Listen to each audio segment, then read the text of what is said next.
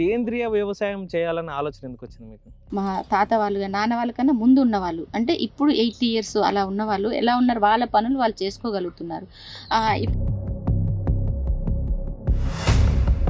ఇప్పుడున్న పరిస్థితుల వల్ల రసాయనాలు వాడిన ఉత్పత్తులను తినడం వల్ల ఆయుష్ తగ్గుతుంది. ఈ క్యాన్సర్ ఇవన్నీ కూడా ఎందుకు వస్తున్నాయి అంటే హెల్త్ ఇష్యూస్. మన బాడీలోకి ఏది వెళ్తుందో అదే అవుట్పుట్ అవుతుంది. నిజంగా మీరు సేంద్రియ వ్యవసాయం చేస్తున్నారు కాబట్టి ఎటువంటి పంటలు వేసుకుంటే ఎక్కువ దిగుబడి వస్తుంది సేంద్రియ వ్యవసాయంలో? ఇక్కడ ఏమేమి పంటలు పండిస్తున్నారు సేంద్రియ పద్ధతిలో 25 ఎకరాలలో? 25 ఎకరాలు మొత్తం పండ్ల తోట అండి. మేజర్గా మామిడి, తర్వాత సపోటా. మామిడి సపోటా అయిన తర్వాత మనకి మేజర్గా ఉండేది మాకు బత్తాయి, నిమ్మ.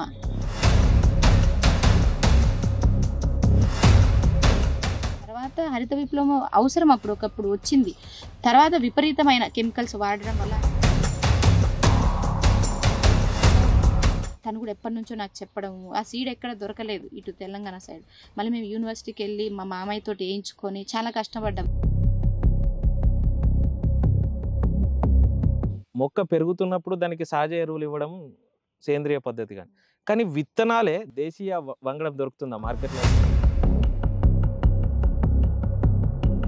అవగాహన కలిగి ఉండి దానికి ఏ పోషకాలు కావాలి, ఏ టైంలో ఏ పోషకాలు ఇస్తే దిగుబడి ఎక్కువ వస్తుంది అని తెలుసుకున్న రైతులైతే కరెక్ట్గా.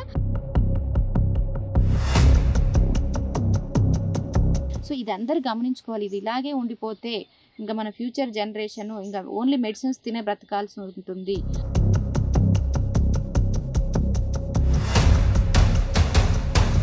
ఇప్పుడు మెయిన్గా అండి చదువుకున్న యువత కూడా అంటే జాబ్ రాలేదు అంటే ఇంకా వేస్ట్ అని, మ్యారేజ్ కావాలి అంటే మ్యారేజ్ కోసమే జాబ్ వెతుక్కునే స్థితిలో ఉన్నారు.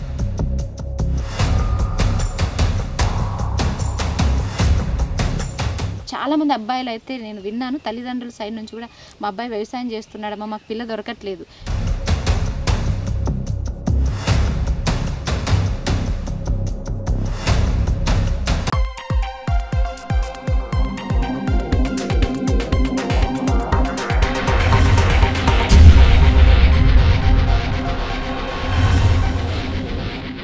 Hi friends, welcome to Kilife. మొదటి ఎపిసోడ్లో మహిళా రైతు సునంద గారు వ్యవసాయం వైపు మళ్ళడానికి గల కారణాలను తెలుసుకున్నాం. ఇప్పుడు ఈ రెండో ఎపిసోడ్లో సేంద్రియ వ్యవసాయం వైపు మళ్ళడానికి గల కారణాలు, సేంద్రియ వ్యవసాయంలో ఎలాంటి మెలకువలు పాటిస్తే అధిక లాభసాటి వ్యాపారం చేయొచ్చు, అంటే సేంద్రియ వ్యవసాయం చేయడంతో పాటు సేంద్రియ వ్యవసాయాన్ని వ్యాపారంగా ఎలా మలుచుకోవాలి, సేంద్రియ వ్యవసాయంలో అధిక దిగుబడి సాధించాలంటే ఎటువంటి మెలకువలు సాధించాలో అడిగి తెలుసుకుందాం. నమస్కారం సునంద గారు. మీరు మహిళా రైతుగా వ్యవసాయం వైపు మళ్ళీరంటే ఓకే, సేంద్రియ వ్యవసాయం చేయాలన్న ఆలోచన ఎందుకు వచ్చింది మీకు? అంటే మేము మెయిన్గా చేయాలనుకున్నది సేంద్రియ వ్యవసాయం అండి. ఎందుకంటే ఈ కెమికల్స్ ఇప్పుడు మీకు చెప్పినట్టుగా ఈ క్యాన్సర్ ఇవన్నీ కూడా ఎందుకు వస్తున్నాయి అంటే హెల్త్ ఇష్యూస్. మన బాడీలోకి ఏది వెళ్తుందో అదే అవుట్పుట్ అవుతుంది. అంటే ఇంతకుముందు మన పెద్దవాళ్ళని మీరు చూసినట్లయితే ఇప్పటికి కూడా మీ నాన్న వాళ్ళు కానీ మీ తాత వాళ్ళు కానీ మా తాత వాళ్ళు కానీ నాన్న వాళ్ళకన్నా ముందు ఉన్నవాళ్ళు అంటే ఇప్పుడు 80 ఇయర్స్ అలా ఉన్నవాళ్ళు ఎలా ఉన్నారు, వాళ్ళ పనులు వాళ్ళు చేసుకోగలుగుతున్నారు. ఇప్పుడు అంటే వాళ్ళ తర్వాత వచ్చిన జనరేషన్ అంటే మన తాత వాళ్ళకి మనకు మధ్యలో మన నాన్న వాళ్ళ జనరేషన్ కదా, వాళ్ళు ఎలా ఉన్నారు, వాళ్ళ పనులు వాళ్ళు అంత ఈజీగా చేసుకోలేకపోతున్నారు. వాళ్ళు అప్పటి నుంచే ఎక్కువ అన్నది అంటే డిసీజెస్ అన్నీ మనకు అటాక్ అవ్వడం స్టార్ట్ అవుతుంది. అంతకుముందు అరే మేము ఈ ఆయిల్ తినేవాళ్ళం, మేము నువ్వులు పండించుకుని నువ్వుల ఆయిల్ తినేవాళ్ళం, ఇప్పుడు నువ్వుల ఆయిల్ తింటే హార్ట్ అటాక్ అంటారు.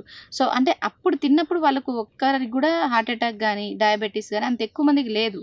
అప్పుడైతే కొర్రలు, రాగులు, జొన్నలు, సజ్జలు అంటే మిల్లెట్స్ రూపంలో చిరుధాన్యాలు అవి ఇవి తినేవాళ్ళు. అవి కూడా ఎలా పండించుకునే వాళ్ళు అంటే కెమికల్స్ లేకుండా. అంటే వాళ్ళకు దొరికిన పాడి పంట అప్పుడు ఉన్నదైతే పాడి ఉంటేనే పంట వస్తుంది. ఎందుకంటే దాని వ్యర్థాలు, దాని నుంచి వచ్చే పాలు మనకు యూజ్ అయ్యి దాని వ్యర్థాలు అంటే సో దాని పేడ ఇవన్నిటి కూడా వేసేవాళ్ళు. అప్పుడు దిబ్బలలో పేడ, చెట్ల కింద ఆకులు ఇవన్నీ వేసి కెమికల్స్ లేకుండా వ్యవసాయం చేశారు. తర్వాత హరిత విప్లవం అవసరం అప్పుడు ఒకప్పుడు వచ్చింది. తర్వాత విపరీతమైన కెమికల్స్ వాడడం వల్ల అటు భూములు, వాతావరణము కాలుష్యం అవడంతో పాటు మనుషుల ఆరోగ్యాలు కూడా చాలా అనారోగ్యంగా అయిపోయాయి. సో ఎవరు చూసినా అందరికీ డబ్బులు ఉంది, కంటి నిండా నిద్ర ఉండదు. ఇప్పుడు మీరు ఇవన్నీ దేనివల్ల వస్తున్నాయంటే మన బాడీలోకి మనం తినే ఆహారమే.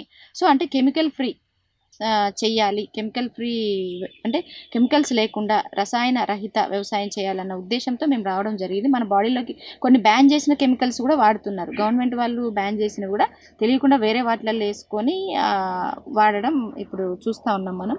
సో మట్టిని కూడా జీవం లేని మట్టిగా డెడ్ సాయిల్ చేసేసాం. విచ్చలవిడిగా యూరియా, డిఏపి ఇవన్నీ వాడడం వల్ల సో లోపల ఉన్న ఏమంటారు సూక్ష్మజీవులు అవి ఉంటేనే మట్టి హెల్దీగా ఉన్నట్టు, లైఫ్ ఉన్నట్టు దానికి. సో లైఫ్ ఉన్న ఆర్గానిజమ్స్ దాంట్లో లేనప్పుడు అది డెడ్ సాయిల్ అయిపోయింది. సో అంటే మీరు ఏమంటున్నారు, ఆహారమే ఆయుష్ కాబట్టి పూర్వం వాళ్ళకి మంచి ఆహారం దొరికింది, రసాయనాలు వాడని ఆహారం దొరికింది కాబట్టి ఎక్కువ కాలం బ్రతికారు. ఇప్పుడున్న పరిస్థితుల వల్ల రసాయనాలు వాడిన ఉత్పత్తులను తినడం వల్ల ఆయుష్ తగ్గుతుంది.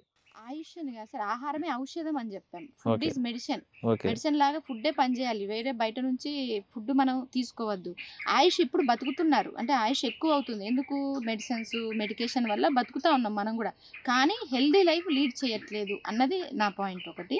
సో ప్రతి ఒక్కరికి ఎవరు కదిలిచ్చినా 30-40 సంవత్సరాలు దాటిన వాళ్ళందరికీ కూడా డయాబెటీస్ కానీ, బీపీ కానీ, క్యాన్సర్ కానీ ఏదో ఒకటి ఉన్నాయి.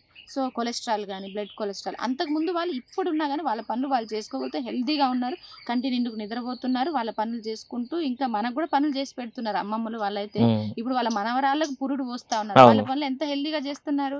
నాకు కూడా అనిపిస్తుంది, అరే మా అమ్మమ్మ కానీ నాన్నమ్మ కానీ ఉంటే బాగుండు. అంటే ఇంట్లో నాకు ఒక తోడు, చిన్న చిన్న పనులలో సాయం చేసేటట్టు అట్లా అనిపిస్తుంది. వాళ్ళు అంత హెల్తీగా ఉన్నారు ఎందుకంటే కెమికల్స్ లేని ఫుడ్ వాళ్ళు తిన్నారు కాబట్టి. సో అలాంటి ఫుడ్ మళ్ళీ మనం తినాలి అన్న ఉద్దేశంతో అలాంటిది ఉంటేనే మనకి హెల్త్ ఇష్యూస్ రావట్లేదు. సో మనం అందరం తింటున్నాం, డబ్బులు పెట్టి కొనుక్కొని తింటున్నాం, కానీ అవి ఎంత కెమికల్ ఫ్రీవి. సో కెమికల్ ఫ్రీవి కావాలి. సో అదే ఇప్పుడు 25 ఎకరాలలో మీరు సేంద్రియ వ్యవసాయం చేయాలనుకున్నారు కదా, అంటే చేస్తున్నారు. ఇప్పుడు ఈ పద్ధతులు ఎక్కడ నేర్చుకున్నారు? అంటే మామూలుగా వ్యవసాయం చేయడం అని అంటే ఎరువులు వాడి చేసే వ్యవసాయం వేరు, సేంద్రియ పద్ధతిలో సాంప్రదాయ పద్ధతిలో వ్యవసాయం చేయడం వేరు. ఇది ఎక్కడ నేర్చుకున్నారు ఇందులో ఉన్న మెలకువలు? ఇది ఎక్కడంటే చిన్నప్పుడు హాలిడేస్కి వెళ్ళినప్పుడు నేను మా అమ్మ నాన్న వాళ్ళతోటి వెళ్ళేవాళ్ళనండి. సో మా నాన్న నీళ్ళు వారగొట్టడానికి వెళ్ళినప్పుడు, కావాలి నైట్ వెళ్ళినప్పుడు కూడా నేను వెళ్ళేదాన్ని చిన్నగా ఉన్నప్పుడు. సో అంత ఇంట్రెస్ట్ ఉండే. సో అప్పుడు కొన్ని చూసామన్నట్టు, దిబ్బలల్లో ఎరువు, సో అంటే బంకమట్టి వేయడము వరి పొలాలకి, వాటికి చెట్ల కింద. మా అమ్మ అయితే అప్పుడు ఎండాకాలం వస్తే మాకు పెద్ద పెద్ద చింత చెట్లు ఉండేటివి, వాటి కింద అంటే ఎండాకాలంలో గొర్రెలు, మేకలు అవన్నీ సేద తీయడానికి మధ్యాహ్నం వదిలేవాళ్ళు. సో వాటి ఎరువు అంతా అక్కడ పోగేది, ఎండిన ఆకులు, ఆ ఎరువు అన్ని కలిపి మళ్ళీ పిడకలు, సో ఇవన్నీ తీసుకెళ్ళి మా దాంట్లో చల్లుకునే వాళ్ళం. సో అంటే మీ కుటుంబం వ్యవసాయ నేపథ్యం ఉన్న కుటుంబం కాబట్టి మీకు వ్యవసాయం పైన అవగాహన ఉంది, కొంచెం అవగాహన ఉంది ఆల్రెడీ. సో సేంద్రియ వ్యవసాయం వైపు మళ్ళీ అవగాహన కొంచెం ఎక్కువ పెంచుకొని, కానీ మహిళగా 25 ఎకరాలు సేంద్రియ వ్యవసాయం చేసి ఈ వ్యవసాయం చేసి ఆహార ఉత్పత్తులు పండించాలా, లేకపోతే ఇక్కడ ఇట్లాంటి పనులను పండించాలని మీరు మీరు ఎట్లా అనుకున్నారు అసలు? అంటే మీరు మోటివేట్ చేసిన అంశాలు ఏంటి అసలు? మమ్మల్ని మోటివేట్ చేసిందంటే చిన్నప్పుడు హాలిడేస్కి వెళ్ళినప్పుడు చూసేవాళ్ళు. తర్వాత హైయర్ స్టడీస్కి వెళ్ళిన తర్వాత వాళ్ళు కూడా, అమ్మ నాన్న వాళ్ళు కూడా విచ్చలవిడిగా కెమికల్స్, అప్పటికి మనం పెద్దవాళ్ళ కొద్దీ కెమికల్ ఫార్మింగ్ అయిపోయింది. కానీ నాకు అది వద్దు. అప్పుడు చిన్నప్పుడు ఏదైతే చూసామో ఎంత కమ్మగా తినేవాళ్ళం అప్పుడు ఉన్నవి. సో అలాంటిది కావాలి. మా వారికి కూడా చాలా ఇంట్రెస్ట్, తనకు కూడా. అంటే అది మా ఇద్దరి, అంటే మేమిద్దరం వైఫ్ అండ్ హస్బెండ్ అవ్వడం కూడా మా అదృష్టం, అది నేచరే కలిపింది అనుకోవచ్చు. ఎందుకంటే తనకు సేమ్ ఇంట్రెస్ట్, తనకి ఒకే ఆలోచన, లైక్ మైండెడ్ ఉండడము. సో చాలా అంటే ఏమంటారు, మనసులో అంటే ప్రకృతి వైపు ఇష్టం ఉండడం. సో అతను కూడా చిన్నప్పుడు కుసుమలు అనేటివి ఇటు సైడ్ ఎక్కువ వేసేవాళ్ళంట, ముళ్ళులు ఉండేటి, బట్ దాని ఆయిల్ తిన్న అనుభవం తనకు ఉన్నది, అది చాలా బాగుండే అని తను కూడా ఎప్పటి నుంచో నాకు చెప్పడము. ఆ సీడ్ ఎక్కడ దొరకలేదు ఇటు తెలంగాణ సైడ్. మళ్ళీ మేము యూనివర్సిటీకి వెళ్ళి మా మామయ్యతో వేయించుకొని చాలా కష్టపడ్డాం. దాని ముళ్ళులు ఉంటాయి, మేమే రీపర్ తెచ్చి కోయించాము. మామూలుగా వరి మిషన్తో కోస్తారు, అది ఫస్ట్ 2 acres చేస్తే ఎవరు దానికోసం రాలేదు. కోయించిన తర్వాత అవి కుప్పలు పెట్టడానికి నైట్ అంటే ఎర్లీ మార్నింగ్ 3:30కి లేచి వెళ్ళి పంగలకారతో కుప్పలు పెట్టి, అది మళ్ళీ ట్రెషర్లో వేయడానికి ముళ్ళులు గుచ్చుతాయి. సో లేబర్ని పిలుచుకొని వాళ్ళు పారిపోయినారు, మళ్ళీ వరి మిషన్ అడుక్కొని. సో ఇలా చేసాం. అంటే అప్పుడు తిన్న ఆ ఆయిల్ తినాలి.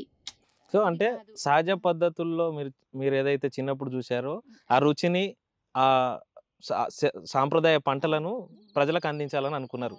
అందుకని మీరు తినాలనుకున్నారు కాబట్టి వ్యవసాయం మొదలు పెట్టారు. దాని తర్వాత కొంచెం ఎక్స్పాండ్ చేసి అందరికి అందించాలనుకున్నారు. ఇక్కడ ఏమేమి పంటలు పండిస్తున్నారు సేంద్రియ పద్ధతిలో 25 ఎకరాలలో? 25 ఎకరాలు మొత్తం పండ్ల తోట అండి. మేజర్గా మామిడి, తర్వాత సపోటా. మామిడి సపోటా అయిన తర్వాత మనకి మేజర్గా ఉండేది మాకు బత్తాయి, నిమ్మ, తర్వాత జామ కొద్ది మొత్తంలో ఉంది, 1 ఎకరం అంతా. ఉసిరి ఉంది, ఒక ఎకరం అంతా ఉసిరి ఉంది. తర్వాత అల్లనేరేడు ఉంది. ఇంకొకటి వచ్చేసి మనకు సపోటా. ఇవన్నీ కాదు, sorry, custard Apple, custard Sita. సీతాఫలం. సో ఇవన్నీ సేంద్రియ పద్ధతుల్లోనే పండిస్తారు. మొత్తం అండి ఇటు చిటికెడు కూడా యూరియా డిఏపి లేకుండా మొత్తం సేంద్రియ పద్ధతిలోనే. అది కూడా మేము ఎక్కువ కింద ఆయిల్ కేక్స్ అది ఇస్తాం. సివిఆర్ టెక్నిక్, చింతల వెంకటరెడ్డి గారి టెక్నిక్ వాడతాం. మట్టి స్ప్రే చేస్తాం జేసీపీతో 10x10 ఫీట్ వెడల్పు, 10 ఫీట్ లోతు, 10 ఫీట్ పొడవులో తవ్వించుకొని మట్టి అంతా జేసీబీతో పక్కన వేసుకున్నాం. అది ఎండిన మట్టి మేము నీళ్ళలో కలిపి స్ప్రే చేస్తాం చెట్లకి. తర్వాత ఆయిల్స్ వాడతాం, ఆముదము, తర్వాత కానుగ నూనె, కొబ్బరి నూనె, ఈ ఆయిల్స్ ప్లస్ ఆయిల్ తీసిన తర్వాత వచ్చిన కేక్ ఉంటుంది కదా, ఆయిల్ కేక్స్ వాడతాం. దాంతోపాటు ఇప్పుడు మేము బయో ఎంజైమ్స్ కూడా చేసి చెట్లకి ఇస్తున్నామండి. మా తోటలో ఫ్రూట్ వేస్ట్, బాగా మక్కిపోయిన ఫ్రూట్స్, వాటన్నిటిని ఫర్మెంట్ చేసి బయో ఎంజైమ్స్ చేసి ఇవ్వడం వల్ల చెట్ల గ్రోత్ కానీ షైనింగ్ కానీ చాలా బాగుంది. సో ఈ బయో ఎంజైమ్స్లో కూడా చాలా రకాలు చేస్తున్నాం. ఇప్పుడు ఇది సునంద గారు, సాంప్రదాయ పద్ధతిలో పండించే పంటల్లో సేంద్రియ పంటలు పండించాలని చాలామందికి ఉంటుంది. అంటే సహజ ఎరువులు వాడదామని ఉంటుంది, కానీ అది ఎందులో లాభసాటిగా వస్తుంది, అంటే ఏ పంట వేస్తే ఎక్కువ దిగుబడి వస్తుందో కొందరు రైతులకు తెలియక ఆగిపోతున్నారు. నిజంగా మీరు సేంద్రియ వ్యవసాయం చేస్తున్నారు కాబట్టి ఎటువంటి పంటలు వేసుకుంటే ఎక్కువ దిగుబడి వస్తుంది సేంద్రియ వ్యవసాయంలో? ఇప్పుడు సార్ సేంద్రియ వ్యవసాయం అంటే కెమికల్ ఫ్రీ, మనకు భూమిలో ఆర్గానిక్ మ్యాటర్ అంటే కార్బన్ శాతం పెంచుకోగలగాలి మొదటిగా. దానికోసం అప్పుడంటే పాడి పంట ఉండే కాబట్టి పశువుల ఎరువు, దిబ్బల ఎరువు అవంతా వేసేవాళ్ళు. ఇప్పుడు మనకు పాడి లేదు, సో కాబట్టి మనం దానికి దిబ్బల ఎరువు కొనాలంటే ఎక్కడో దొరుకుతుంది గోశాలలో, ఎవరో కొందరు ఫ్రీగా ఇస్తారు, కొని ఎక్కడో దూరంగా ఉంటుంది, దాని ట్రాన్స్పోర్టేషన్ ఎక్కువ అవుతుంది. దానికి ఏం చెప్తానంటే, సో మట్టిలో మనకు సేంద్రీయ కర్బనం పెంచాలి అంటే, కర్బన శాతం పెంచాలి అంటే మనం పచ్చిరొట్టు ఎరువులు అంటే జీలుగా, జనుము అవి వేసుకొని కలియ దున్నడము అదొక పద్ధతి. తర్వాత ఇంటర్ క్రాప్స్, మధ్యలో వేరే వేరే క్రాప్స్, ఒక మెయిన్ పంటలో ప్రధాన పంటలో ఇంకా వేరే అంతర పంటలు వేసుకోవడం అదొకటి. తర్వాత ఇప్పుడు సేంద్రియ వ్యవసాయంలో సార్ చాలా మెథడ్స్ ఉన్నాయి. ఇప్పుడు సుభాష్ పాలేకర్ గారి పద్ధతి ఉన్నది, సివిఆర్ టెక్నిక్ ఉన్నది, చౌహాన్ క్యూ పద్ధతి ఉన్నది.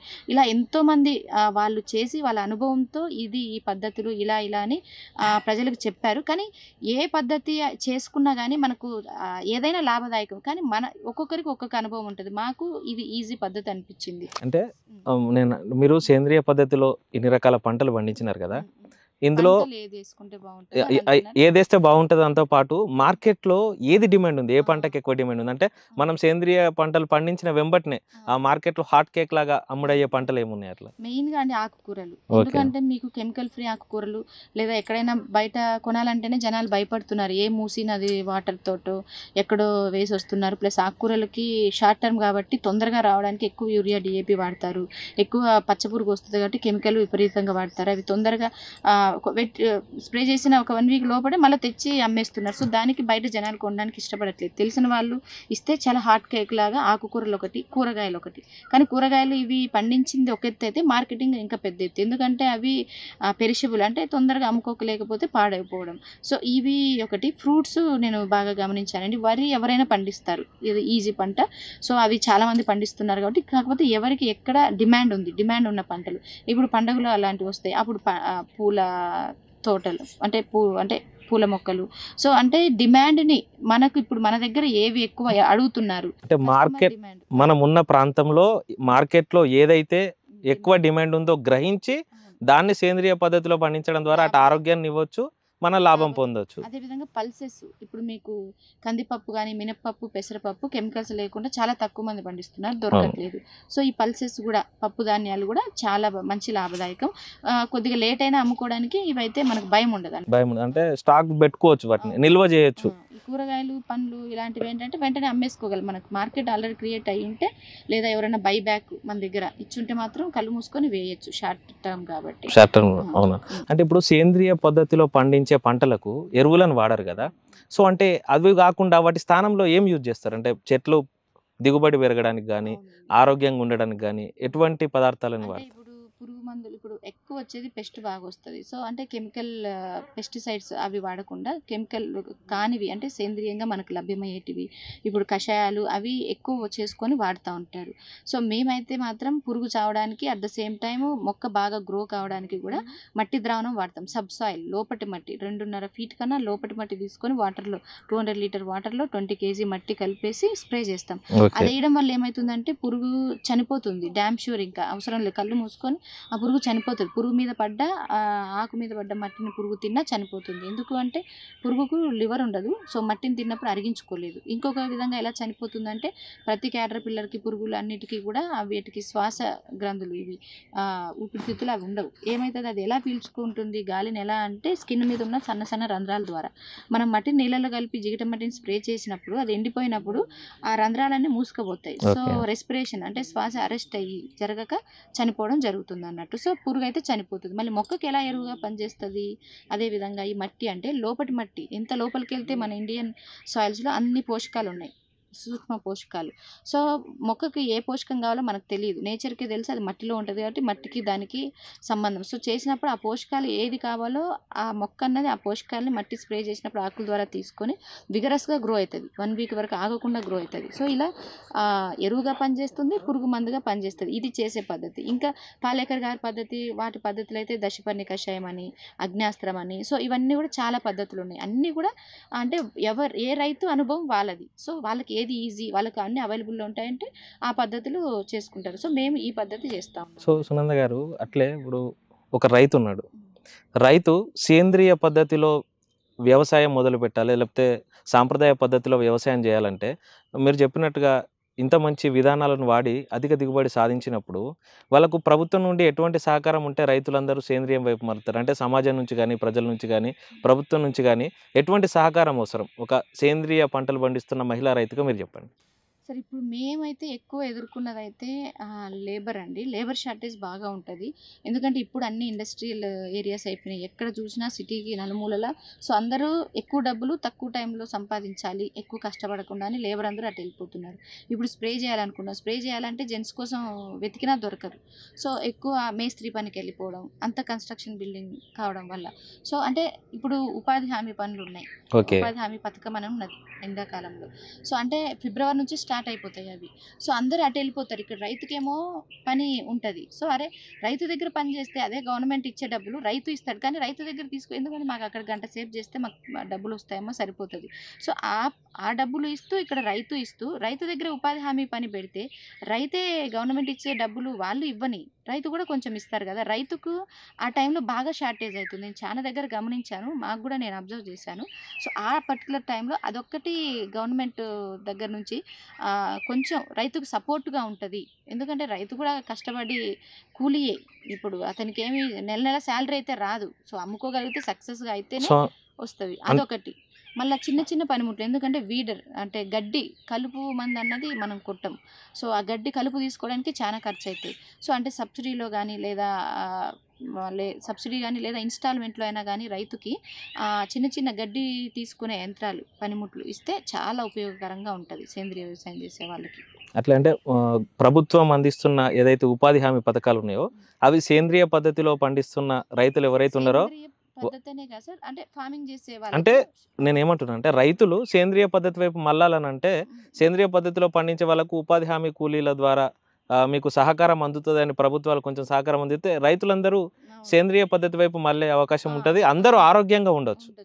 సో అంటే ఎక్కువ ఈ రైతులను అటువైపు మళ్ళించాలంటే ఇది ఒక అవకాశం ఉంది కదా అని. అవకాశం షార్ట్ టైం కూలీలు షార్టేజ్ లేకుండా అటు వెళ్ళే వాళ్ళు. సో అది కూడా రన్ అవ్వచ్చు. బట్ ఇటు కూడా అప్పుడు చాలా కూలీల కొరత ఉన్నది ఆ టైంలో. సునంద గారు, అట్లే ఎరువులతో పండించిన పంటలను మీరు చూసిర్రు. అంటే మీరు వ్యవసాయం కోసం మొదలు పెట్టాలనుకున్నప్పుడు రకరకాల పరిశీలనలు చేసి ఉంటారు. ఎరువుల ద్వారా వచ్చే పంటకు ఈ సేంద్రియ పద్ధతిలో వచ్చే పంటకు ఎటువంటి మార్పు చేర్పులు చూసిర్రు మీరు? ఎటువంటి మార్పు చేర్పులు అంటే సరే, ఇప్పుడు మేము కూరగాయలు కానీ లేదా ఇప్పుడు మేము పండించినప్పుడు రైస్ చేసి వేరే వాళ్ళని ఇన్వైట్ చేసిన మా ఇంట్లో మామూలుగా వస్తూ ఉంటారు కదా ఫంక్షన్లు అలా అయినప్పుడు తిని అరే ఇదేం అన్నం రా భలే ఉంది, వాళ్ళు కూడా రైతే, వాళ్ళు పండించుకుంటున్నారు అంటే ఒక్కసారి రైతుకు తెలిసిపోతుంది. అది టేస్ట్లో తెలిసిపోతుంది. చూడడంలో అవే షైనింగ్ బాగుండొచ్చేమో కెమికల్ కొట్టినవి. సో ఇది టేస్ట్ ద్వారా మనకు చాలా బాగా తెలిసిపోతుంది. తర్వాత కీపింగ్ క్వాలిటీ, మనకు ఈ కూరగాయలు అవైతే ఏమో కెమికల్స్ ద్వారా పండించి ఫ్రిడ్జ్లో పెట్టినా కానీ మురిగిపోతాయి. ఇవైతే బయట పెట్టిన 1 మంత్ వరకు మనకు ముడత వస్తుంది, ముడుచుకుపోతాయి కానీ మురిగిపోవు. స్పాయిల్ కావన్నట్టు. సో కీపింగ్ క్వాలిటీ ఎక్కువ ఉంటుంది, టేస్ట్ ఉంటుంది. అవి తినడం వల్ల హెల్త్లో కూడా చాలా మార్పులు వస్తాయి. అది కస్టమర్ తిని వాళ్ళు చెప్పినప్పుడు తెలుస్తుంది. మాకు కూడా మేము ఇవే రోజు ఇంకేవో పండించుకొని 4 సంవత్సరాలు తింటున్నాం కాబట్టి మాకు తెలుసు. ఎక్కడైనా బయట ఇట్లా తిన్నప్పుడు కూడా మాకు ఎట్లా అనిపించడం, చప్పగా తినాలనిపించదు అసలు ఫస్ట్. ఇప్పుడు మీరు సేంద్రియ పద్ధతిలో వ్యవసాయం చేస్తున్నారు కదా, సో అంటే మొక్క పెరుగుతున్నప్పుడు దానికి సహజ ఎరువులు ఇవ్వడం సేంద్రియ పద్ధతి కానీ విత్తనాలే దేశీయ ఎరువు దొరుకుతుంది ఇప్పుడు అసలు దేశీయ వంగడం దొరుకుతుందా మార్కెట్లో అసలు? ఉన్నాయండి. వరి విత్తనాలను చాలా మంది సేవ్ చేస్తూ ఉన్నారు. దానిని కాపాడడం కోసం వరిలో చాలా రకాలు వేసి కష్టమైనా కానీ వాళ్ళకు చేసేవాళ్ళు చాలా ఎందుకంటే మన దేశీయ వంగడాలు లేనప్పుడు మనం సేంద్రియ వ్యవసాయం చేసినా వేస్తే, ఎలాంటి వ్యవసాయం చేసినా అసలు మన మూలమే లేనప్పుడు ఎలాంటి వ్యవసాయం చేసినా వ్యర్థమే. కాబట్టి అటువంటి విత్తనాలు దొరికే అవకాశం ఉందా ఇప్పుడు మార్కెట్? ఎందుకంటే మన మార్కెట్లో కూడా ఉన్నాయి, అంటే రైతుల దగ్గరే ఉన్నాయి. అవన్నీ సేంద్రీయ వ్యవసాయం చేసే రైతుల దగ్గర వరి విత్తనాలు చాలా 600 కన్నా ఎక్కువ వరి విత్తనాలు ఉన్నాయి. 6000 కన్నా ఎక్కువ ఉండేటివంటే ఇప్పుడైతే 600 వరకు లభ్యమవుతాయి. తర్వాత కొండ ప్రాంతాల్లో వీళ్ళు గిరిజనులు వాళ్ళ దగ్గర మిల్లెట్స్ అలాంటివన్నీ వాళ్ళ దగ్గర ఉన్నాయి. తర్వాత ఇప్పుడు కూరగాయలు ఆ విత్తనాలు కావాలి అంటే సార్ అవి సీజనల్, మనకు నాటువి దేశీ విత్తనాలు సీజనల్. కానీ ఇప్పుడు ఏం చేశాడు, హైబ్రిడ్ కాకుండా జీన్ మాడిఫైడ్ కాకుండా ఇంప్రూవ్డ్ వెరైటీస్ కూడా మనం వాడుకోవచ్చు. ఇంప్రూవ్డ్ వెరైటీస్ని 3-4 ఇయర్స్ మనం వేసుకొని దాని నుంచి విత్తనం తీసుకుంటే అది కూడా మనకు దేశీ విత్తనం అయిపోతుంది అన్నట్టు. ఇంప్రూవ్డ్ వెరైటీస్ మనకు షాప్స్లలో అన్ని షాప్స్లలో ఉన్నాయండి. అంటే దాన్ని కొంచెం మాడిఫై చేశారు, జీన్ మాడిఫై కాకుండా ఇంప్రూవ్డ్ వెరైటీ. సో అవి వాడుకోవచ్చు అండి. అవి షాప్స్లో అన్ని షాప్స్లలో దొరుకుతాయి. దాన్ని తీసుకొని 3-4 సంవత్సరాలు మన విత్తనం మనమే కట్టుకుంటే అది కూడా దేశీ అయిపోతుంది. సునంద గారు అట్లే అంటే ఇది బయట మార్కెట్లో వినిపిస్తుంది కాబట్టి మిమ్మల్ని అడుగుతున్నాను. సేంద్రియ వ్యవసాయం చేయడం మంచిదే, సేంద్రియ పద్ధతిలో ఆహారాలు ఉత్పత్తి చేయడం చాలా మంచిదే. అంటే సేంద్రియ వ్యవసాయం చేస్తున్నప్పుడు ఎరువుల వాడకం కూడా తగ్గుతుంది, తగ్గినప్పుడు ఖర్చు కూడా తగ్గుతుంది కదా. అలాంటప్పుడు సేంద్రియ వ్యవసాయం అని చెప్పేసి కొందరు బయట మార్కెట్లో ఇది సేంద్రియ ద్వారా వచ్చిన ఫలాలని లేకపోతే సేంద్రియ పంట అని అత్యధికమైన ధరలకు అమ్ముతున్నారు. అంటే అసలు సామాన్యునికి కూడా అందుబాటులో లేకుండా ఉన్న ధరలకు అమ్ముతున్నారు. అసలు సేంద్రియ వ్యవసాయం చేసినప్పుడు దిగుబడి మంచిగా వస్తుంటుంది, పంట మంచిగా వస్తుంది, అట్లా అన్నప్పుడు దానికి ఖర్చు తగ్గాలి కదా, ఎందుకు పెరుగుతుంది అసలు? మీరు అంటే చాలా మంచి క్వశ్చన్ అడిగారు. ఎందుకంటే అందరి మనసులలో ఇది ఉంది. ఎందుకంటే మేము మార్కెట్కి వెళ్ళినప్పుడు కస్టమర్ వచ్చినప్పుడు వాళ్ళ మనసులలో ఇది చెప్తారు, మరి మీకు కెమికల్స్ వాడట్లేదు కదా, రేట్ ఎందుకు ఎక్కువ అవుతుంది అని చాలా మందికి ఉన్న క్వశ్చన్. చాలా మంచి క్వశ్చన్ అండి ఇది. ఎందుకంటే మేము అలాగే అనుకునే వాళ్ళం, వ్యవసాయం చేసిన తర్వాతే తెలిసింది. ఇప్పుడు కెమికల్స్ చేసే వాళ్ళకన్నా సేంద్రియ అంటే కెమికల్ ఫ్రీ వ్యవసాయం, న్యాచురల్ వ్యవసాయం చేసే వాళ్ళకు లేబర్ అవసరం చాలా ఎక్కువ ఉంటుంది. సో లేబర్ కంటిన్యూగా ఉండాలి. ఇప్పుడు ఎవరు నమ్మరు, మాకు కంటిన్యూగా పని ఉన్నా లేకపోయినా ఇన్ ద సెన్స్ ఇప్పుడు మీకు కెమికల్ ఫార్మింగ్లో వాళ్ళు గడ్డికి వీడిసైడ్ గడ్డి మందు కొట్టేస్తారు. వాళ్ళకి గడ్డి మందు కొడితే గడ్డి అంతా చచ్చిపోతుంది. జస్ట్ వాళ్ళకి ఒక బాటిల్ ఎంత ఉంటుందంటే 500-600 లేదంటే 2000 కన్నా ఎక్కువ ఉండదు. ఒక్కసారి స్ప్రే చేయడానికి ఒక కూలి పర్ ఎకర్ సరిపోతుంది. ఇప్పుడు మేము ఒక ఎకరంలో గడ్డి తీయాలంటే, అది పండ్ల చెట్ల మధ్యలోనే గడ్డి తీయాలి అంటే 5000 వరకు అవుతుంది. సో అంటే ఖర్చు వాళ్ళకి పెరుగుతుందా మనకు పెరుగుతుందా? సేంద్రీయ వ్యవసాయం చేసే వాళ్ళకి ఖర్చు పెరుగుతుంది. తర్వాత దిగుబడి వరకు వస్తే అండి, దిగుబడి కొంచెం బాగా అవగాహన ఉండి రైతుకు కూడా ఫస్ట్ సంవత్సరంలోనే అయితే సేంద్రీయ వ్యవసాయంలో దిగుబడి రాదు అని అపోహ కంటే కూడా అవగాహన కలిగి ఉండి దానికి ఏ పోషకాలు కావాలి, ఏ టైంలో ఏ పోషకాలు ఇస్తే దిగుబడి ఎక్కువ వస్తుంది అని తెలుసుకున్న రైతులు అయితే కరెక్ట్గా అంటే కెమికల్ ఫార్మింగ్లో వాళ్ళతో పాటు దిగుబడి తీయగలుగుతారు. ఆ అవగాహన సేంద్రీయ వ్యవసాయం చేసే వాళ్ళకు తక్కువగా ఉంది. ఎందుకంటే చాలామంది న్యాచురల్ ఫార్మింగ్ సైడ్ వచ్చేవాళ్ళు మొత్తం కూడా అంటే జాబ్ చేసేటోళ్ళు, లేకపోతే రిటైర్డ్ అయిన ఎంప్లాయీస్, లేకపోతే సాఫ్ట్వేర్ చేసి వచ్చే వాళ్ళే ఉన్నారు. సో అంత అవగాహన అయితే వాళ్ళకి లేదు. ఆల్రెడీ కెమికల్ ఫార్మింగ్ చేసే వాళ్ళకైతే అవగాహన ఉంటుంది. సో అవగాహన ఉన్న వాళ్ళు ఇటు సైడ్ మళ్ళగలిగితే మంచి దిగుబడి తీయగలరు. అదొక క్వశ్చన్. తర్వాత స్ప్రేస్ వరకు వస్తే కెమికల్స్ అండి, ఇప్పుడు పురుగులు కానీ దోమ కానీ ఏదన్నా ఉన్నప్పుడు స్ప్రేస్ వచ్చేసి కెమికల్ స్ప్రేలో మీకు ఒక స్ప్రే కొడితే ఆ దోమ కానీ అవి ఇవి ఆ వాసనకు దానికి ఇంకా అటు సైడ్ రావు. అంటే మంత్లీ ఒక్కసారి వాళ్ళకు స్ప్రే చేస్తే సరిపోతుంది. అదే సేంద్రీయ వ్యవసాయం చేసే వాళ్ళైతే ఇప్పుడు కొన్ని పద్ధతులు ఉన్నాయి, వీక్లీ వన్స్ చేసుకోవాల్సి వస్తుంది. కొన్ని కషాయాలు ఉన్నాయి, అంటే ఎప్పుడు ఏదో ఒక పోషకాల కోసం స్ప్రే కానీ లేకపోతే కింద ఇవ్వడం కానీ ఏదో ఒకటి చేసుకోవాల్సి వస్తుంది. సో అంటే ఇందులో కూడా ఇప్పుడు మల్చింగ్, లైవ్ మల్చింగ్ అవి వచ్చాయి. అవి చేసుకోవాలన్నా లైవ్ మల్చింగ్ చేసినా కానీ మళ్ళీ అవి కట్ చేసి ఆ గడ్డిని అక్కడ మల్చి చేయడం కానీ వేరే గడ్డి రాకుండా. సో ఇవి అయితే ఉన్నాయండి. ఎందుకంటే స్ప్రే ప్రతి వారం చేసుకోవాలి. ఇప్పుడు మాకు ఈ 25 ఎకర్స్లో స్ప్రే చేయడానికి 3 డేస్ పడుతుంది. మట్టి ద్రావణం స్ప్రే చేయడానికి 3 డేస్లో మీకు నాకయ్యే ఖర్చు చెప్తాను. ఒక డ్రైవర్ ట్రాక్టర్ డ్రైవర్, తర్వాత ఇద్దరు స్ప్రేలు చేయడానికి ఇద్దరు, సో ముగ్గురు, అంటే లేబర్కి ముగ్గురికి, డ్రైవర్కి 700, మిగిలిన వరకు 500. So 1700 per day only for labour. 3 days వేసుకోండి. ఓకే, అదొకటి. తర్వాత మళ్ళీ మట్టి కలుపుకోవడానికి అవి ఇవి మన సేంద్రియ పదార్థాలుగా మేము సేంద్రియ వ్యవసాయంలో చేసారు. బయో ఎంజైమ్స్, మట్టి, ఆయిల్స్, మొలకల ద్రావణం, ఇవన్నీ బ్యాక్గ్రౌండ్ వర్క్ చాలా ఉంటుందండి. మొలకలు ఇప్పుడు మాకు ఒక వీక్లో స్ప్రే చేస్తామంటే వీక్ ముందు నుంచే మేము వాటిని మొలక కట్టుకోవాలి, స్ప్రౌట్స్ ఫర్మెంట్ చేసుకోవాలి, అదొక పని ఉంటుంది, అది లేబరే. తర్వాత బయో ఎంజైమ్స్ చేసుకుంటాం 3 months వరకు, అంటే ఇప్పుడు చేస్తే 3 months తర్వాత బయో ఎంజైమ్స్ రెడీ అవుతాయి. అవి ఫ్రూట్స్ కటింగ్ చేసుకోవడానికి, బెల్లము, వీటన్నిటికి కూడా ఖర్చు. సో ఖర్చులు అన్నది స్ప్రేయింగ్లో ప్లస్ కలుపులో వీటన్నిటిలో ఎక్కువ అవుతుంది. దిగుబడి అటు ఇటుగా ఉంటుంది. కెమికల్ వాళ్ళకు వీళ్ళకు, వాళ్ళు ఒకసారి స్ప్రే చేస్తే వీళ్ళు 3-4 సార్లు స్ప్రే చేయాల్సి ఉంటుంది. లేబర్ ఛార్జ్ ఎక్కువ ఉంటుంది కాబట్టి దిగుబడి కూడా అటు ఇటు వస్తుంది. కెమికల్ది పండించడానికి రైతు కూడా ఎప్పుడు ఫామ్ చుట్టూనే తిరుగుతూ ఉండాలి. అంటే ఈ మొక్క ఏమైంది, ఎట్లుంది, ఈరోజు ఇది ఈ కషాయం స్ప్రే చేసినాం, అది మంచిగా రియాక్ట్ అయిందా, నెగిటివ్గా ఉందా, పెస్ట్ పోయిందా లేదా. సో అట్లా కెమికల్ అలా ఉండదు. చేసామంటే డ్యామ్ షూర్ అది పోతుంది. ఇంకా వాళ్ళు తిరిగి చూడాల్సిన అవసరం కూడా ఉండదు. సో అంటే సేంద్రియ ఖర్చులు తక్కువ ఉంటాయన్న అపోహ తప్పు అండి. ఎక్కువ ఉన్నాయి. దాన్ని తక్కువ చేసుకోవడానికి అంటే అది అనుభవంతో కొంచెం కొంచెం తక్కువ చేసుకోగలవు. సో అంటే సేంద్రియ పద్ధతిలో వ్యవసాయానికి సహాయకులు ఎక్కువ అవసరం ఉంటుంది కాబట్టి దాంతో పాటే ఖర్చు పెరుగుతుంది అంటారు. ఓకే అండి. అలాగే సేంద్రియ వ్యవసాయం చేస్తున్నప్పుడు సేంద్రియ వ్యవసాయానికి పాడికి చాలా దగ్గర సంబంధం ఉంటుంది కదా. అట్లే రైతు పాడిని సేంద్రియ వ్యవసాయాన్ని దగ్గర పెట్టుకుంటే ఇటు పాల ఉత్పత్తితోటి కూడా కొంచెం ఉపాధి పొందొచ్చు. అట్లాంటప్పుడు రైతు పాడిని వ్యవసాయాన్ని ఎందుకు దగ్గర పెట్టుకుంటలేడు? ఎందుకంటే సార్ ఇప్పుడు ఫర్ ఎగ్జాంపుల్ మేమే ఉన్నాం, మేము వెళ్ళినాం గిర్రావుని తెచ్చుకున్నాం. ఇప్పుడు ఆవులు అంటే కొందరు ఆవు పాలు ఊర్లలో తాగరని ఒక అపోహ, ఆవులకి మెయింటెనెన్స్ ఎక్కువ అని అట్లీస్ట్ బర్రెలు కూడా పెట్టుకోవచ్చు. ఇప్పుడు నాటు దేశీ బర్రెలు, దానికి చాకరీ ఎక్కువ చేయాలని ఒకరు ఇంట్లో. ఇప్పుడు నేను ఫర్ ఎగ్జాంపుల్ మేము ఉన్నాం, జాబ్ చేసే వాళ్ళే ఉంటారు, ఇంకా వేరే పెద్దవాళ్ళు అరే మేము చేయలేంరా వీటి చాకిరి, మేము చూడలేంరా అంటారు. అంటే పేరెంట్స్ అట్లా సపోర్ట్ ఇచ్చేవాళ్ళు లేక ఒకటి. ఇప్పుడు వీళ్ళు జాబ్ చేస్తూ వ్యవసాయం చేసేవాళ్ళు చాలామంది ఉన్నారు, రిటైర్డ్ అయిన వాళ్ళు వ్యవసాయం చేసేవాళ్ళు చాలామంది ఉన్నారు. మీకు ఇదివరకే మనం మాట్లాడుకోవడం జరిగింది సార్. చాలామంది ఈ తోటలో కూడా 25-30 ఆవులు ఉండేటివి, అన్నిటి కూడా దానం ఇచ్చేశారు. ఎందుకంటే వాటిని చూసుకోలేక. దాన్ని మళ్ళీ మనకు పాలు రావడం ఒకటి, మెయింటెనెన్స్ కూడా అది. అంటే ఓన్లీ రైతు ఒక ఫ్యామిలీ అయితే పాడి పంట దాని మీదే ఫోకస్ చేస్తే ఖచ్చితంగా చేసుకోవచ్చు.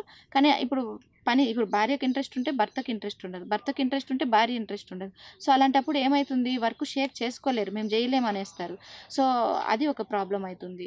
సో కొందరికేమో ఈ పనే చేసుకోలేకున్నాం మేడం, మేము ఇదేడా చేసుకోవాలి అలా. కొందరికి షెడ్యూల్ ఉండవు, మినిమం ఏమంటారు రిక్వైర్మెంట్ కూడా వాళ్ళకు కొందరికి లేక.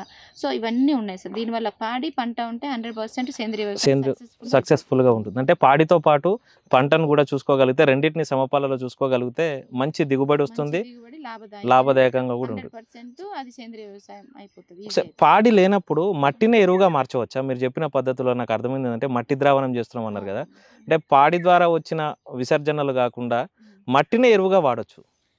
అంటే సార్ ఇప్పుడు మట్టికి మన భూమిలో కార్బన్ కంటెంట్ ఎక్కువ కావాలి. సో సేంద్రియ పదార్థం అన్నది మట్టికి అవసరం. అది మీరు ఏది వాడినా కానీ, ఎందుకంటే మైక్రోబ్స్ మట్టిలో ఉన్న మైక్రోబియల్ కల్చర్స్ అంటే ఏమంటారు సూక్ష్మజీవులు బ్రతికి ఉండాలి అంటే వాటికి ఫుడ్ కావాలి. వాటి ఫుడ్ వచ్చేసి సేంద్రియ పదార్థం, భూమిలో కుళ్ళిన వ్యర్థాలు, పొలం వ్యర్థాలు. సో అవి ఎవరు వేయట్లేదు. ఇప్పుడు చూసినట్టయితే మీరు వరి పొలం చేసినా ఏది చేసినా గడ్డిని తీసుకుంటున్నారు, తర్వాత వరి కోళ్ళు కూడా తగలబెడుతున్నారు, దాన్ని కలిగి ఉన్నట్లేదు. వేరే ఏవి చేసినా కానీ పత్తి వేస్తారు, పత్తి కట్ట అంతా తోలించి కట్ చేపించి అది తగలబెడతారు, భూమిలో కలిగి ఉన్నట్లేదు. భూమిలో అట్లీస్ట్ మన పంట వ్యర్థాలన్నా కలిగి ఉన్నట్టు కొద్దిగా సేంద్రియ పదార్థం అన్నది భూమికి అందుతుంది, అది ఇవ్వట్లేదు. అది అవగాహన లేక అదొకటి. మళ్ళీ అంత చిదుగు ఉంటుందని అదొకటి ఫీల్ అవుతారు. అంటే విత్తనం వేస్తే ఇంకా భూమి మట్టి తప్ప ఏం కనపడవద్దు, ఈ చెత్త అదంతా డిగ్రేడబుల్ అవుతుంది అన్నట్టు భూమిలో. కానీ వెయిట్ చేయరు, కళ్ళకు చూడడానికి బాగుండాలి, మా దాంట్లో ఏముండకూడదు, అడ్డ మీద రాకూడదు, అదొక అపోహ. తర్వాత మీరు అన్నారు కదా, ఇప్పుడు మీరు అడిగిన మెయిన్ క్వశ్చన్ వచ్చేసి సేంద్రియ మట్టి ఎరువుగా చేసుకోవచ్చు అన్నారు. మట్టిని ఎరువుగా చేయొచ్చు, ఎందుకంటే లోపల మట్టిలో మైక్రోబ్స్ లోపలికి వెళ్ళిపోవడము, పోషకాలు చాలా ఉన్నాయి. అవి వేసినప్పుడు మొక్కకు మేము చూసాం, కొన్ని చెట్లకు వేస్తే విపరీతంగా. ఇప్పుడు సివిఆర్ సార్ వాళ్ళు ఉన్నారు, చెట్టుకి ఎవ్రీ 15 daysకి ఒకసారి వాళ్ళు 5 కిలోల మట్టి వేస్తారు. ద్రాక్ష తోటకు చాలా బాగా గ్రోత్ వస్తుంది, కొత్త చిగుర్లు కొత్త వేర్లు బాగా వస్తాయి. అది వేసుకోవచ్చు, కానీ అది కొంచెం కష్టం కదా సార్, ప్రతిసారి మట్టిని తీసి వేయాలంటే. దాన్ని నేనేమంటానంటే అది కొత్త మట్టి మనం గట్టులాగా ఇట్లా దున్నుతా అప్పుడు బోదెలు అంటారు కదా, బోదెలు చేస్తే లోపల ఉన్నది మట్టి వస్తుంది. మళ్ళీ సబ్సాయిలర్ అని ఇప్పుడు ఒకటి వచ్చింది, లోపల మట్టిని లోపల 2 feet కన్నా ఎక్కువ లోపల మట్టిని కిందికి పైకి ఇట్లా వేస్తుంది అన్నట్టు, అది వాడచ్చు. తర్వాత సేంద్రీయ పదార్థం అన్నది సూక్ష్మజీవులు బ్రతికి ఉండాలి అంటే సేంద్రీయ పదార్థం అవసరం, మట్టి లైవ్లో ఉండాలి అంటే దాన్ని పచ్చిరొట్టె ఎరువు వేసుకుంటే మనకు తక్కువ ఖర్చు అవుతుంది. సునంద గారు అట్లే ఇప్పుడు ఒక మహిళా రైతుగా సేంద్రియ వ్యవసాయం చేస్తున్నారు కాబట్టి మీరు రైతులకు కానీ ప్రజలకు కానీ ఏం చెప్పాలనుకుంటున్నారు అసలు? ఇప్పుడు మనకు రైతులకి ప్రజలకి అంటే గవర్నమెంట్ వాళ్ళకి నేనేం రిక్వెస్ట్ చేస్తున్నాను అంటే, ఇప్పుడు ఉన్నటువంటి పరిస్థితుల్లో అనారోగ్య సమస్యలు చాలా అధికంగా అయిపోయాయి. చిన్న పిల్లల నుంచి గర్భంలో ఉన్న శిశువు నుండి కూడా అందరికీ తెలియని జబ్బులు ఏదో ఒకటి. సో అటు జెనెటికల్లీ కావచ్చు, ఇట్లా ఫుడ్ వల్ల కావచ్చు, ఇప్పుడు హెరిడిటరీ వల్ల కొన్ని కావచ్చు, తీసుకునే ఆహారపు అలవాట్లు, మన అలవాట్లు కూడా. ఇప్పుడు ఎవరు వాకింగ్ అయితే చేస్తలేరు, మా ఫామ్కి వస్తూ ఉంటారు, కొద్ది దూరం నడవగానే అమ్మో మేము ఇంకా 3 days ఇంట్లో పని చేయలేము అని డీలా పడిపోతున్నారు. లేడీస్ కానీ జెంట్స్ కానీ ఇలాంటి పరిస్థితి మనకు ఎందుకున్నది? అట్లీస్ట్ ఒక 5-10 minutes కూడా మనము నేచర్తో పాటు నేచర్లో వాక్ చేయలేని పరిస్థితి ఎందుకు వచ్చింది? సో ఇది అందరూ గమనించుకోవాలి. ఇది ఇలాగే ఉండిపోతే ఇంకా మన ఫ్యూచర్ జనరేషన్ ఇంకా ఓన్లీ మెడిసిన్స్ తినే బ్రతకాల్సి ఉంటుంది. సో నేచర్, ప్రకృతి ఇచ్చిన ఇంత మంచి పండ్లను కూడా ఆస్వాదించలేకపోతాం. ఎవ్రీ సీజన్లో వచ్చినట్టు అందరికి తినాలని ఉంటుంది, డయాబెటీస్ అని తినలేరు పండ్లను. సో అంటే ఆహారము ఔషధంగా మారితే తప్ప ఇవన్నీ మనకు తిరిగిపోవు. ఇప్పుడు జంక్ ఫుడ్ వల్ల ఇప్పుడు కిచెన్లో వెళ్ళి వంట చేసే లేడీస్ తక్కువైనారు. అందరూ స్విగ్గీ, జొమాటో, హోటల్స్ ఎక్కడ పడితే అక్కడ, హాస్పిటల్స్ ఒకటి, రెస్టారెంట్స్ ఒకటి ఎక్కువైపోతున్నాయి. సో ఇంట్లో లేడీస్ ఏం చెప్తానంటే, మన ఇంట్లో ఉన్న మన పిల్లలకి కానీ మన భర్తకు సో ఉన్న ఆరోగ్య సమస్యలు ఏంటిది, వాటికి తగ్గట్టు మనం ఏ విధంగా మనం ఎలాంటి ఆహారం ఇస్తే అవి కొంచెమైనా క్యూర్ చేయగలం. సో బయట జంక్ ఫుడ్స్ నుండి పిల్లల్ని దూరం చేయాలి. అది గృహిణులకి మొదటిగా అందరూ వర్కింగ్ కావడం వల్ల ఎవరికి టైం ఉండట్లేదు. ఇప్పుడు నేను చూసుకునే నా పనిలో నేను ఎక్కువ పడిపోయి టైం ఉండట్లేదు. మేము అదే గమనించుకున్నాం, అసలు మేము వచ్చింది దేనికి? మంచి ఫుడ్ చేసుకొని తిని మంచిగా ఉండడానికి. అది మనకు ఎక్కడో లోపిస్తూ ఉంది అన్నట్టు. సో అది గృహిణులకు, వర్క్ చేసే ఉమెన్స్కి అదొకటి చెప్తాను. తర్వాత గవర్నమెంట్ ఎంప్లాయీస్ కూడా అండి అంటే గమనించుకోవాలి. ఎందుకంటే మీ దగ్గర వ్యవసాయం ఎవరైతే చేస్తూ ఉన్నారో వాళ్ళు రైతు దగ్గర నేరుగా తీసుకుంటే రైతును ప్రోత్సహించినట్లయితుంది. రైతు డైరెక్ట్గా వినియోగదారులు రైతుకు అమ్మినప్పుడు రైతు కూడా ఒక కొద్దిగా లాభాల వైపు వెళ్ళడం వల్ల రైతు కూడా కొద్దిగా ఇంట్రెస్ట్గా ఇంకెక్కువ పంటలు వేయడానికి ఇంట్రెస్ట్ చూపిస్తాడు. వేరే పంటలు అంటే డిమాండ్ చేయొచ్చు కస్టమర్స్, మాకు ఈ పంటలు కావాలి మీ దగ్గరే కొనుక్కుంటామని భరోసా ఇస్తే హ్యాపీగా సంతోషంగా వేస్తారండి. అదొకటి. గవర్నమెంట్ నేను ఏం రిక్వెస్ట్ చేస్తూ ఉన్నాను అంటే, చేసే వాళ్ళకి కొద్దిగా కొంచెం ఎంకరేజ్మెంట్ ఇచ్చి వాళ్ళకి కావాల్సిన ఏంటివి వాళ్ళకు బేసిక్ రిక్వైర్మెంట్స్ ఇవ్వగలిగితే. ఇప్పుడు నేను చేస్తున్న వ్యవసాయం, మా భర్త జాబ్ చేస్తున్నారు కాబట్టి తన శాలరీ నేను వాడుకొని ఖర్చులు పెట్టుబడి పెట్టి నేను వ్యవసాయం చేయగలిగాను. స్టార్టింగ్లోనే వ్యవసాయం చేసే వాళ్ళకైతే ఖర్చులు ఎక్కువ ఉంటాయండి. సో వాళ్ళని ఎంకరేజ్ చేసినట్టు, లేకుంటే వాళ్ళు ఎవరైనా ఉత్పత్తులు పండిస్తే కొనుక్కుంటామన్న భరోసా ఇచ్చి, లేదా వాళ్ళకి కావాల్సిన స్టార్టింగ్ కిట్స్ ఏమైనా ఇవ్వగలిగితే చాలామంది ముందుకు రావడానికి రెడీగా ఉన్నారండి. ఇదే నేను చెప్పగలిగేది. ఇప్పుడు మెయిన్గా అండి చదువుకున్న యువత కూడా అంటే జాబ్ రాలేదు అంటే ఇంకా వేస్ట్ అని, మ్యారేజ్ కావాలి అంటే మ్యారేజ్ కోసమే జాబ్ వెతుక్కునే స్థితిలో ఉన్నారు. అంటే లేడీస్ కానీ అబ్బాయిలు కానీ అంటే ఒక మంచి కార్పొరేట్ జాబ్ ఉంటేనే మంచి లైఫ్ కాదండి అది. ఎందుకంటే అది మంచి లైఫే, ఎవరి ఇష్టం వాళ్ళది, అన్నిట్లో అన్ని రంగాల్లో ఉండాలి కాదనం. కానీ ఇప్పుడు నేను చూస్తున్న వాళ్ళు చాలామంది వ్యవసాయం మీద ఇంట్రెస్ట్ ఉండి వ్యవసాయం చేసే వాళ్ళకి పిల్లని ఇవ్వట్లేదు. అది చేసుకునే అమ్మాయిలు కొంచెం దృష్టి పెట్టి ఆలోచించాలి. అసలు ఏంటి మన అమ్మ నాన్న వాళ్ళు ఏం చేశారు, దీన్నే మనం కార్పొరేట్గా ఎందుకు మలుచుకోకూడదు? చదువుకున్న వాళ్ళు వ్యవసాయంలోకి వస్తే ఎన్నో సాధించవచ్చు. ఎందుకంటే అటు మార్కెటింగ్ ఈజీ అవుతుంది, చాలా మందికి రీచ్ చేయగలం. ఎన్నో ఇంప్లిమెంట్ చేసి అంటే కొన్ని చిన్న మార్పుల వల్ల చాలా పెద్ద చేంజ్ని తీసుకురావచ్చు. దీన్ని కార్పొరేట్గా మార్చగలిగితే వ్యవసాయాన్ని కూడా కార్పొరేట్ లెవెల్లో చాలామంది చేస్తూ ఉన్నారు. వ్యవసాయాన్ని ప్రైవేట్ కంపెనీగా రిజిస్టర్ చేసుకొని మేము కూడా అదే క్రమంలో ఉన్నామండి. సో దీన్ని మీరు అంటే చాలామంది అబ్బాయిలు అయితే నేను విన్నాను, తల్లిదండ్రుల సైడ్ నుంచి కూడా మా అబ్బాయి వ్యవసాయం చేస్తున్నాడమ్మా, మాకు పిల్ల దొరకట్లేదు. అమ్మాయిలు కూడా నా సైడ్ నుంచి నేను రిక్వెస్ట్ ప్లస్ తెలియజేస్తున్నాను. అంటే ఇన్ఫర్మేషన్ లేకనో ఏమో ఫారిన్ పోవాలి, కార్లో తిరగాలి, మేము వ్యవసాయం చేసి ఎంతో సంపాదించుకోవచ్చు అండి. అంతకన్నా పెద్ద కంపెనీలు పెట్టచ్చు ఎవరో దగ్గర పనిచేసేదానికన్నా. మీరు 10 మందికి ఉపాధి ఇవ్వచ్చు. ఇప్పుడు నా వల్ల 10 మంది ఉపాధి పొందుతూ ఉన్నారు. ఇంకా ఎక్కువ ఫుడ్ ప్రాసెసింగ్ లాంటివి పెడితే ఇంకొక 20 మంది ఉపాధి పొందుతారు. సో ఇలా చేసుకోగలిగితే వ్యవసాయాన్ని అంటే ఇప్పుడు చైనా అలాంటి కంట్రీస్లో మనం చూసినట్లయితే ఎంత చక్కగా చేసుకుంటున్నారు. మరి ఇండియాలో మాత్రం కూలి పని అయినా చేయడానికి రెడీగా ఉన్నారు కానీ వ్యవసాయం చేయడానికి రెడీగా లేరు. ఇది మార్చాలి. ఇది మార్చాలంటే గవర్నమెంట్ సైడ్ నుంచి కూడా కొద్దిగా జనాల్లో అవేర్నెస్ తీసుకురావాలన్నది నేను కోరుకుంటున్నానండి. సేంద్రియ వ్యవసాయం గురించి మాకు ఇన్ని విషయాలు చెప్పినందుకు ధన్యవాదాలు సునంద గారు. సేంద్రియ వ్యవసాయాన్ని, అసలుగా వ్యవసాయాన్ని బోధనాంశంగా పిల్లలకు చెప్పడం ద్వారా ఆరోగ్య భారతాన్ని తయారు చేయొచ్చని చెప్తున్నారు మహిళా రైతు సునంద గారు. మరి మరో కార్యక్రమంలో మళ్ళీ కలుస్తా. అంతవరకు సైనింగ్ ఆఫ్. నేను మీ అర్జున్ మహేంద్ర.